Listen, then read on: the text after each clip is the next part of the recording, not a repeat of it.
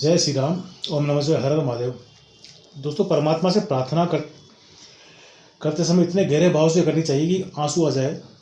किसी प्रकार की कोई आकांक्षा या मांग न रखें, क्योंकि परमात्मा से मांगना नहीं पड़ता, उनके शरण में जाने से ही सब कुछ मिल जाता है, सब कुछ प्राप्त हो जाता है।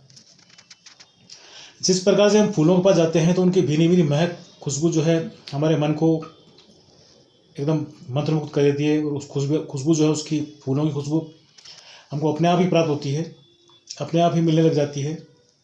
ठीक उसी प्रकार से परमात्मा की असीम कृपा भी अपने आप ही मिलती है उनके शरण में जाने पे। हमें तो परमात्मा की शरण में जाकर उनके बताए मार्ग पर चलना चाहिए, बाकी सब कुछ स्वयं ही हो जाता है। यदि मांगना ही है तो भगवान से भगवान को ही मांग लो। जब भगवान देते हैं तो ये 3 प्रकार की वस्तु देते हैं। प्रथम होता है तुच्छ, और द्वितीय होता है कुछ, और तृतीय होता है कुछ और सब कुछ। जो भगवान के द्वार पर जाकर भगवान से कुछ मांगता है तो प्रभु से उनको तुच्छ वस्तु देते हैं। जो भगवान के दरबार में जाकर कुछ सेवा करता है तो उसके बदले में ठाकुर जी भगवान उन्हें कुछ अपेक्षा रखते हैं, तो भगवान उन्हें कुछ देते हैं। लेकिन जो साधक प्रभु से कुछ नहीं मांगता है, प्रभु कहता है प्रभु तुम मेरे हो, मैं आपका हूँ, आप मेरे हो, उसे भगवान सब कुछ देते हैं। जिस प्रकार से अनेकों उदाहरण, जिस पर सुदामा जी ने द्वारिका जाकर प्रभु से कुछ नहीं मांगा, लेकिन भगवान ने उन्हें सब कुछ दे दिया। जय श्री कृष्णा, राधे राधे। और भी कई प्रकार के उदाहरण हमारे सनातन संस्कृति में अनेकों संत माताएं बहनें हुई हैं जो कि अपने आप को भगवान के श्री चरणों में समर्पित कर दिया तो उनको सब कुछ मिल गया, वैकुंठ धाम मिल गया। जैसे माँ मीरा है।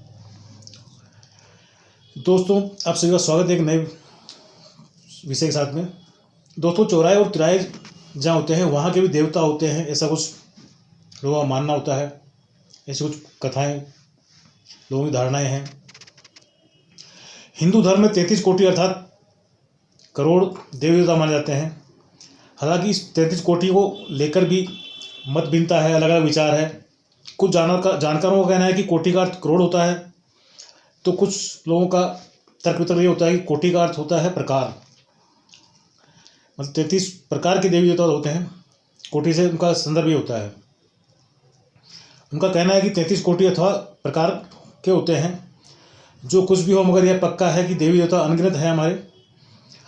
हम तो पेड़ पौधे या तुलसी, पीपल, कल्पवृक्ष, बड़ पीपल, आंवले और अनेक अनेक पेड़ इत्यादि में भी देवता का वास मानते हैं, उनकी पूजा करते हैं। हमारे सनातन संस्कृति के अंदर अनेक पेड़ों की पूजा की जाती है। देवतुल्य है, देवता का वास होता है, इसीलिए उनकी पूजा अर्चना की जाती है। हरियाली अमावस पर कल्प वृक्ष की विशेष पूजा की जाती है।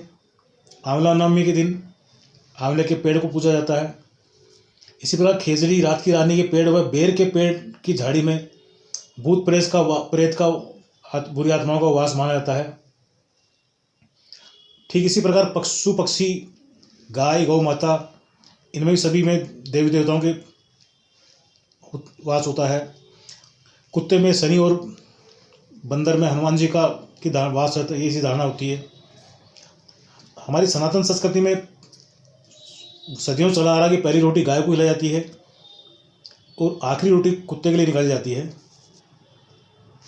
काली गाय व काले कुत्ते को तो और भी अधिक महत्व होता है। बंदरों को केला खिलाने की परंपरा ये भी काफ़ी प्राचीन चली आ रही है। आपको जानकारी में होगा कि बंदर में हनुमान जी की मौजूदगी की मान्यता के कारण यदि जहाँ भी बंदर की मृत्यु हो जाती है, अकाल मृत्यु हो जाती है, तो बाकायदा बेकुटी निकल जाती है और पूरा जो है धूमधाम से बेकुटी निकाल के उनका जो है वो किया जाता है अंतिम संस्कार। और इसी प्रकार से करंट से यदि बंदर की मृत्यु हो जाने पर उसके साथ भी बेकुटी निकाल कर और करंट वाले बालाजी के रूप में उनका मंदिर स्थापित किया जाता है। आपने कहीं देखा हो, कई शहरों में करंट वाले बालाजी के मंदिर बनाए जा चुके हैं।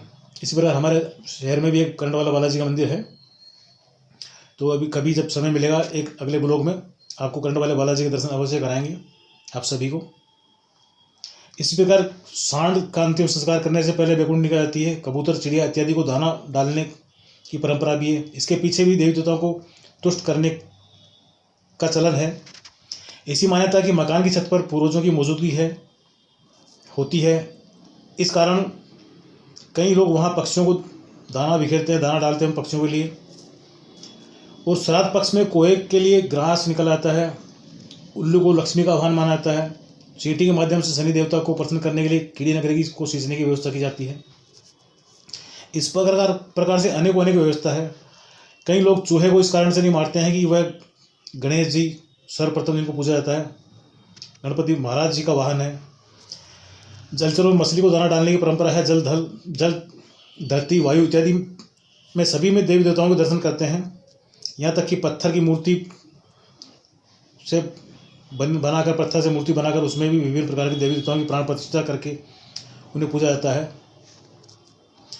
और दोस्तों, निहात ही तुच्छ छोटी सी झाड़ू होती है, उस झाड़ू के अंदर भी माता लक्ष्मी का वास होता है, ऐसी जो सदियों से मान्यता चली आ रही है। इस कारण से झाड़ू को भी गुप्त स्थान पर रखने, पैर न लगे ऐसा सलाह दी जाती है, ऐसा माना जाता है। छिपकली में भी लक्ष्मी की मौजूदगी होती है, माता लक्ष्मी की। पुराने जानकार कहते हैं कि दीपावली के दिन यदि छिपकली दिखाई दे जाए तो समझिए कि लक्ष्मी माता के दर्शन हो गए हैं, लक्ष्मी माता जी ने साक्षात दर्शन दिए हैं। वास्तुशास्त्र की बात करें तो हर रिहायशी मकान व व्यवसायिक स्थल और ऑफिस का अपना अलग अलग वास्तु पुरुष है, जो कि विभिन्न देवी देवताओं का प्रतिनिधित्व करता है। और इसी प्रकार से हर चौराहे, तिराहे व मार्ग तक के भी देवता की उपस्थिति होने की मान्यता होती है। मैंने अक्सर देखा है, कई चाय वाले, कई दुकान वाले जो भी कई कुछ चीज़ें बनाते हैं, तो चाय वाले दुकान वाले सुबह सुबह पहली चाय जो चौराहे या तिराहे वहाँ पे डाल के आते हैं या मार्ग में डालते हैं। तिराहे या मार्ग को अर्पित करते हैं कुछ भी जो बनाते हैं सबसे सर्वप्रथम। इसी प्रकार से नाश्ते की दुकान करने वाले भी वहाँ पे जाके भोग लगाते हैं। इस बारे में उनसे चर्चा करने पर यह निष्कर्ष निकला कि हालांकि उन्हें इसका ठीक से पता नहीं है कि वे किस देवता को प्रसाद चढ़ा रहे हैं। वे तो परंपरा का पालन कर रहे हैं जो काफ़ी समय से लोग करते आ रहे हैं। फिर भी उनसे पूछने पर भीतर ऐसा करते वक्त क्या भाव उत्पन्न होता है, तो वे बताते हैं कि चौराहे, तिराहे व इन मार्ग पर स्थानीय देवता की मौजूदगी होती है, चाहे उसका कोई नामांकन ना हो। हमें उनकी छत्र छाया में ही व्यवसाय करते हैं, इस कारण उनकी कृपा दृष्टि बनी रहे, इसके लिए वहाँ पे चाय या प्रसाद जो भी बनाते हैं हम लोग, उसका सर्वप्रथम चौराहे तिराहे के जो देवता होते हैं उनको अर्पित करते हैं। चौराहे तिराहे या मार्ग का महत्व तंत्र में भी है। नज़र उतारने से अनेक प्रकार के टोने टोटके के लिए इन स्थानों का उपयोग किया जाता है। आप सभी ने देखा होगा, अक्सर आपके आसपास भी ऐसा होता है।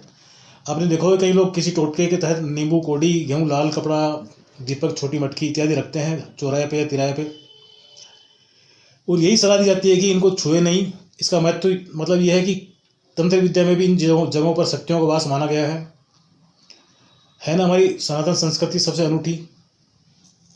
दोस्तों, शास्त्र तो कण कण में भगवान की उपस्थिति मानता है। बताते हैं गीतांजलि काव्य के लिए नोबेल पुरस्कार पाने वाले श्री रविंद्रनाथ टैगोर का जब ईश्वर से साक्षात्कार हुआ था तो उन्हें हर जगह ईश्वर के दर्शन होने लगे थे, और भावतिरेक अवस्था में वे पेड़ों से लिपट कर रोया करते थे।